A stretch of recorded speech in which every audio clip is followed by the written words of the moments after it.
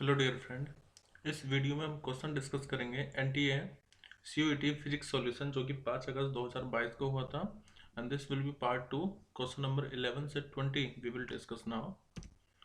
Question number 11 है distance of ray optics as good approximation when the aperture is 5 millimetre wide and the wavelength is 600 nanometre is nearly.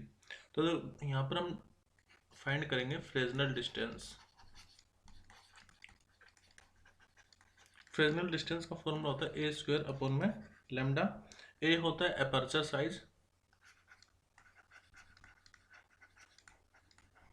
Aperture की width, और lambda होता है wavelength of light.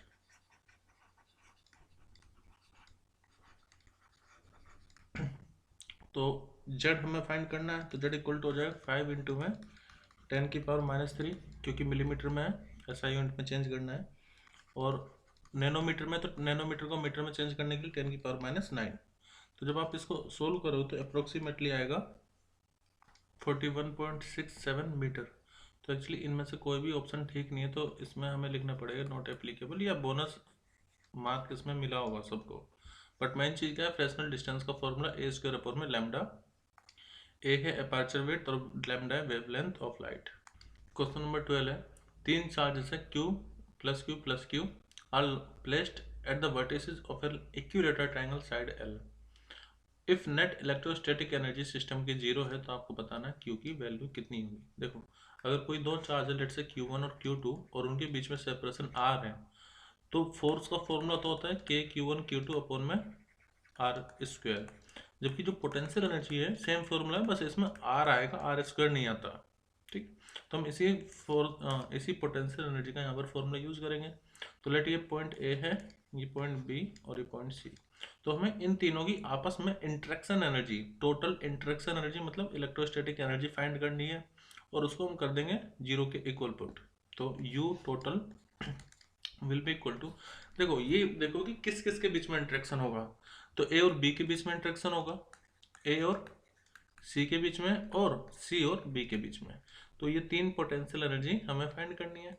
अब ए और B के बीच में जो पोटेंशियल एनर्जी होगी इट विल बी के इंटू में क्यू इंटू में प्लस क्यू अपॉन में सेपरेशन इसके बीच का आर, प्लस ए और सी के बीच में वो भी उतनी होगी क्योंकि क्यू और क्यू सेम है और एल भी सेम है।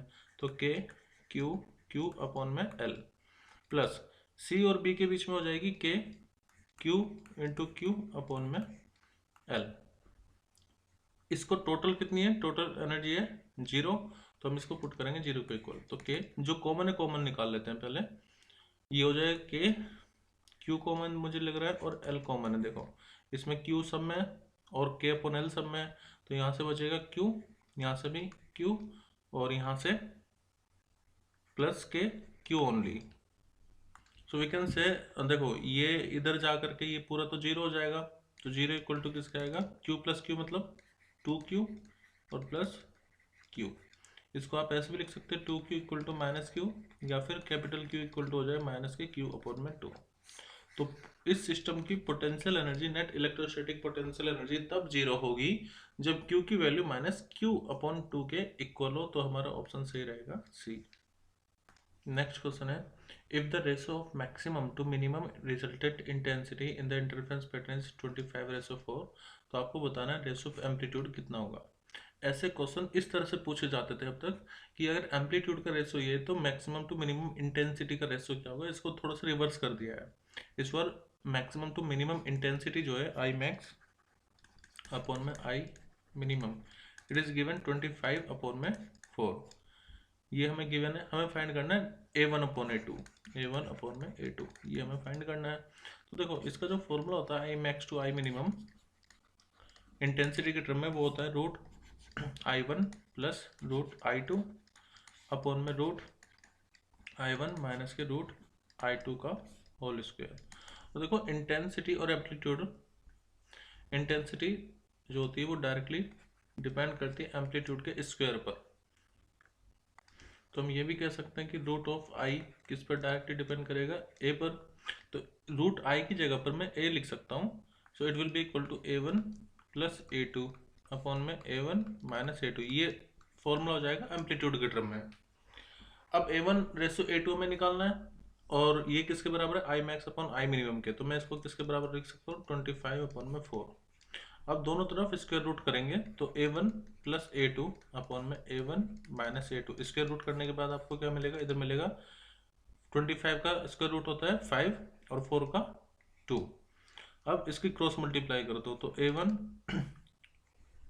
सो it will B 2A1 + 2A2 = 5A1 - 5A2। अब जो A1 वाले टर्म है उनको एक तरफ लिया और A2 वालों को टर्म को एक तरफ, वी कैन राइट, इसको मैं इधर ला रहा हूँ 5A2 को, सो ये 5 के साथ 2 जुड़ेगा तो कितना आ जाएगा, 5 और 2 7A2 इक्वल टू, इसको आप इस तरफ ले आइए तो 5A1 माइनस, ये माइनस हो जाएगा ना उधर जा करके, तो -2A1, इसका मतलब ये हो जाएगा 3A1। हमें चाहिए A1/A2, A1 अपॉन में A2, ये आ जाएगा 7/3, तो हमारा आंसर सही होगा ऑप्शन सी। क्वेश्चन नंबर 14 है, आपको एक सर्किट दिया हुआ है, इसमें बोला कि if the ammeter shown is a galvanometer with resistance 60 ohm but converted to an ammeter by shunt resistance then the flow of the current is nearly.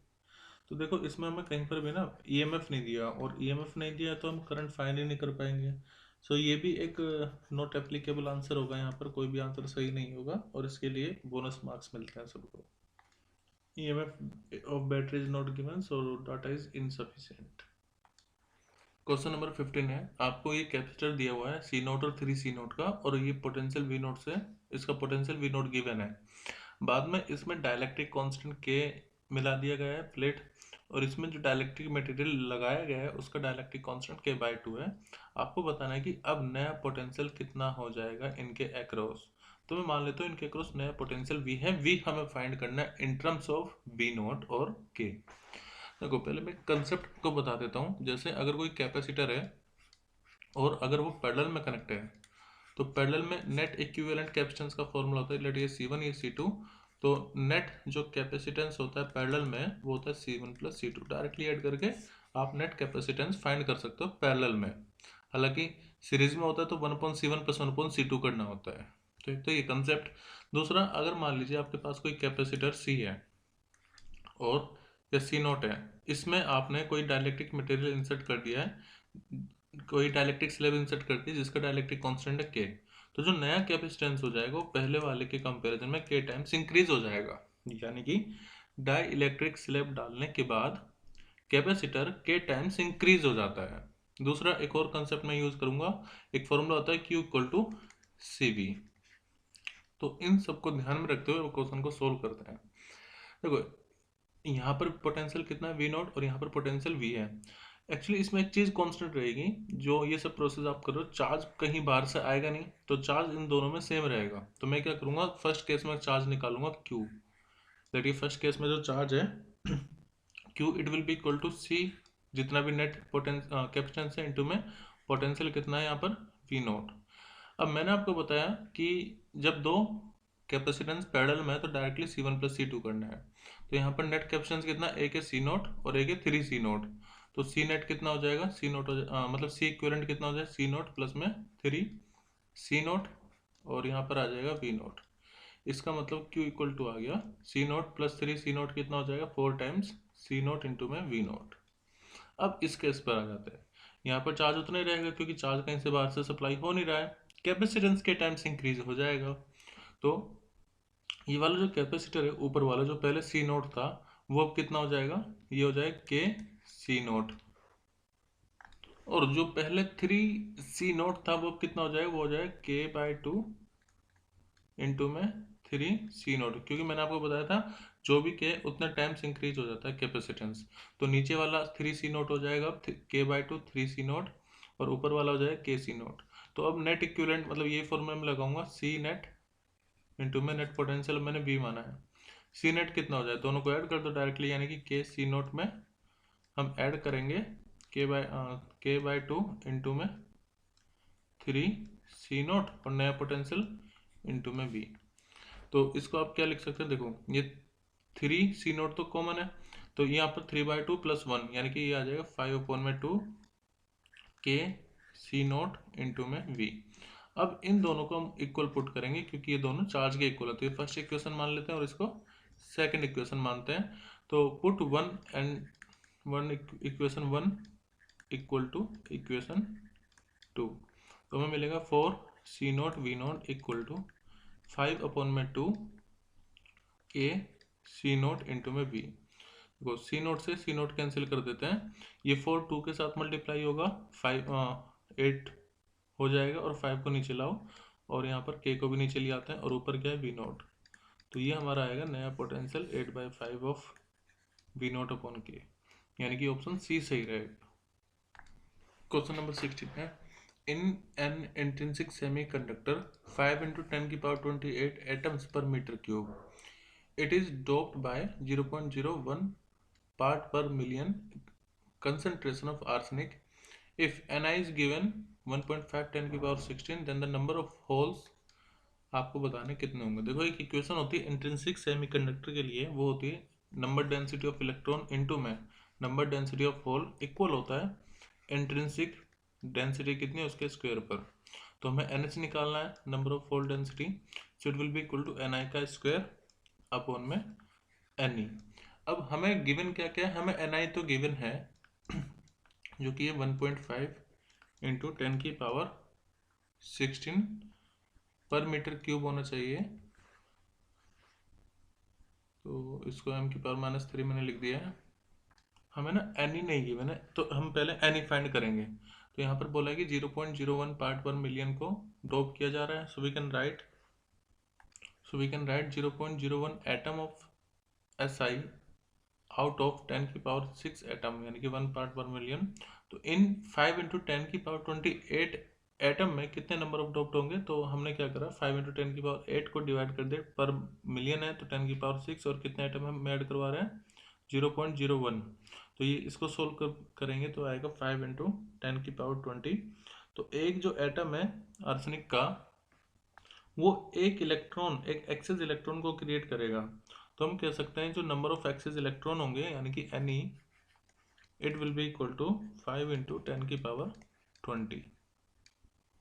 So I am writing one arsenic atom creates one excess electron, so number of excess electron कितने हो जाएंगे Ne। तो अब हमारे पास Ne भी है और Ni भी है, तो अब इस फॉर्मूले का यूज करते हैं NH = Ni अपॉन में Ni का हमें करना है स्क्वायर, सो Ni कितना है 1.5 × 10⁻16, इसका कर दीजिए स्क्वायर डिवाइडेड बाय Na कितना है 5 × 10⁻20।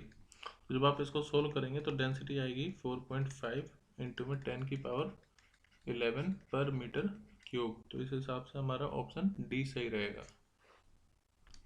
क्वेश्चन नंबर 17 है, the block diagram of a simple modulator square wave device, वो जनरेट कर रहा है DC and sinusoidal frequency of ω_m 2ω_m ω_c 2ω_c, इस तरह की फ्रीक्वेंसी हमें मिल रही है। The device which reject DC and unwanted frequency return frequency, जो हमें चाहिए ω_c ω_c−m और ω_c+m, वो कौन सी डिवाइस होती है। देखो आपने पढ़ा होगा रेक्टिफायर के बारे में। रेक्टिफायर क्या काम करता है, वो रेक्टिफिकेशन करता है। रेक्टिफिकेशन का मतलब वो एसी को डीसी में कन्वर्ट करता है, लेकिन फिर भी कुछ ना कुछ रिपल रह जाता है और उसके बाद हमें यूज करना पड़ता है फिल्टर। जो फिल्टर होता है वो काम क्या करता है, जो भी अनवांटेड फ्रीक्वेंसी आ रही है या रिपल आ रहा है उसको कन्वर्ट कर देता है।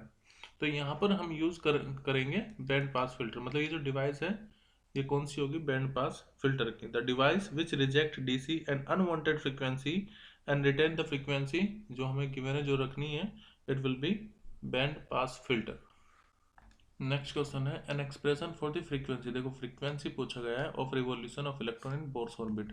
बोर्स ऑर्बिट में मान लेते हैं कि हम कोई एक न्यूक्लियस ले रहे हैं Ze, इस पर चार्ज है और यहाँ पे एक इलेक्ट्रॉन है। अब अकॉर्डिंग टू बोर ऑर्बिट में जो NH होता है NH/2π, ये किसके बराबर होता है, एंगुलर मोमेंटम L के, और it is equal to mvr। L equal to हमें से किसके बराबर है, होता है NH/2π, यानी कि integral multiple of H/2π angular momentum होता है। अब एंगुलर मोमेंटम का फॉर्मूला क्या होता है, mvr, मतलब r×p होता है वैसे तो, r×p। p को आप लिख सकते हैं मास इनटू वेलोसिटी, और यहाँ पर ना वेलोसिटी और रेडियस वेक्टर के बीच में 90 डिग्री का एंगल होता है, तो हम mvr इसको ले रहे हैं। तो mvr इक्वल टू आ गया NH/2π। दूसरा, अगर हम कूलम्ब फोर्स का फॉर्मूला और सेंटीमीटर फोर्स का फॉर्मूला यहाँ पर अप्लाई करें, तो जो इलेक्ट्रोस्टैटिक कोलम्बन फोर्स है यहाँ पर, वो M V square upon R के इक्वल होगी। तो मैं लिख सकता हूँ M V square upon R will be equal to, इन दोनों के बीच में फोर्स कितनी होगी, K Q one Q two upon R square, so K यानी कि 1/4 पाई एप्सिलॉन नॉट। Q1 मतलब कि जेड ई, और दूसरा चार्ज कितना है इनटू में ई, एंड अपॉन में रेडियस का स्क्वायर। ठीक है, हम यहाँ से देखो हमें फ्रीक्वेंसी पता करना है, तो फ्रीक्वेंसी जैसे टाइम पीरियड इक्वल टू होता है 2 पाई आर अपॉन में वी, तो टाइम पीरियड फ्रीक्वेंसी एक दूसरे पर रेसिप्रोकली डिपेंड करते हैं। तो वेलोसिटी के टर्म में और रेडियस के टर्म में फ्रीक्वेंसी कितनी हो जाएगी, it will be V upon में 2 पाई आर। तो मुझे वेलोसिटी चाहिए और आर चाहिए, तो इन दोनों फॉर्मूले का यूज करके हम वेलोसिटी और रेडियस फाइंड करेंगे। अब देखो यहाँ पर एक आर से तो आर कैंसिल आउट हो जाएगा, इस आर को आप यहाँ ले आओ, तो एम वी आर इंटू में वी, मैंने क्या करा वी स्क्वायर को वी इंटू वी लिख लिया है, और M V R equal to Z E का स्क्वायर अपॉन में 4 पाई एप्सिलॉन नॉट। हमें पता है एम वी आर किसके इक्वल है, एंगुलर मोमेंटम के, और वो किसके इक्वल है, एन एच अपॉन 2 पाई। तो मैं यहाँ पर लिख सकता हूँ एम वी आर की वैल्यू जो कि होगी एन एच अपॉन में 2 पाई इंटू में velocity v equal to Z E का स्क्वायर अपॉन में 4 पाई एप्सिलॉन नॉट। तो हमें v निकालना है, तो v इक्वल टू हो जाएगा, एन एच आएगा नीचे, so I am writing v will be equal to E square into में जेड अपॉन में, देखो पाई से पाई कैंसिल आउट हो जाएगा, तो इसको, और 4 से 2, तो यहाँ पर 2 बचेगा, so we can write E Z upon में ई का स्क्वायर इंटू में जेड अपॉन में 2NH। तो ये एक्सप्रेशन हो गया वेलोसिटी का, सॉरी स्पीड का। तो स्पीड डायरेक्टली डिपेंड करेगी किस पर, जेड पर, और इनवर्सली किस पर डिपेंड करेगी, एन पर। ये रिजल्ट भी ध्यान रखना, ये भी काम आएंगे। अब रेडियस का एक्सप्रेशन फाइंड कर लेते हैं। सो रेडियस के लिए वेलोसिटी की वैल्यू इस वाले इक्वेशन में, फर्स्ट इक्वेशन में पुट कर लेते हैं। यहाँ पर लेटिए फर्स्ट इक्वेशन है, सो देखो हमारे पास आएगा m इंटू में v की वैल्यू लिखी E square Z upon 2NH into में radius r equal to NH upon 2 pi. तो रेडियस हमें फाइंड करना है, r इक्वल टू कितना हो जाएगा, it will be equal to n का स्क्वायर h का स्क्वायर, ये n और h है, n का स्क्वायर h का स्क्वायर अपॉन में पाई, और यहाँ पर आएगा m इंटू में ई स्क्वायर इंटू में जेड। तो यहाँ से मैं कंक्लूजन, एक और कंक्लूजन निकाल सकते हैं। हमें एक्चुअली क्वेश्चन बनते हैं इस पर कि जो रेडियस है वो एन के स्क्वायर पर डिपेंड करेगा, और रेडियस इनवर्सली डिपेंड करेगा जेड पर, ये आर है। तो ये रिजल्ट भी हमें ध्यान रखना, एन के स्क्वायर पर डिपेंड कर रहा है। अब रेडियस हमें पता चल गया है, वेलोसिटी हमें पता चल गई यानी कि स्पीड, वो हम निकालेंगे फ्रिक्वेंसी। तो फ्रिक्वेंसी का formula v upon 2 pi R है।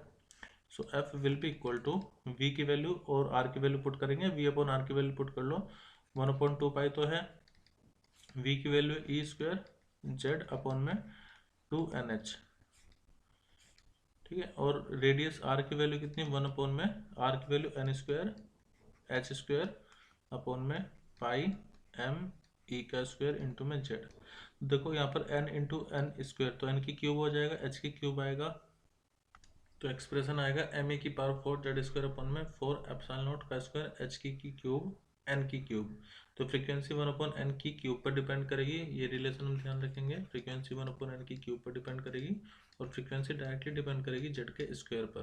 ठीक है, बाकी इन सब में से अगर फॉर्मूला देखो तो इन दोनों में एच स्क्वायर आ रहा है, इसमें भी और इसमें भी, तो इसको तो हटा दो क्योंकि एच की क्यूब आ रही है। दूसरा सी कहीं पर भी आया ही नहीं है, तो सी को हटा दो, तो ऑप्शन ए हमारा करेक्ट होगा, क्योंकि जेड की वैल्यू यहाँ पर 1 ले ली है। अब इसके अलावा आप टाइम पीरियड डायरेक्टली किस पर डिपेंड करेगा, एन की क्यूब पर, जैसे फ्रीक्वेंसी 1 अपॉन एन की क्यूब पर डिपेंड कर रही है, तो टाइम पीरियड फ्रीक्वेंसी एक दूसरे के रेसिप्रोकल होता है। एनर्जी इन्वर्सली डिपेंड करती है 1 अपॉन एन स्क्वायर पर। ये सब चीज़ आपको ध्यान रखनी है। क्वेश्चन नंबर 19 है, current in alternating circuit is ahead of voltage by phase difference of π/3। देखो करंट लीड कर रहा है यहाँ पर, द अल्टरनेटिंग सर्किट कौन सा होगा, अगर हम सी सर्किट की बात करें तो उसमें फेज डिफरेंस होता है π/2।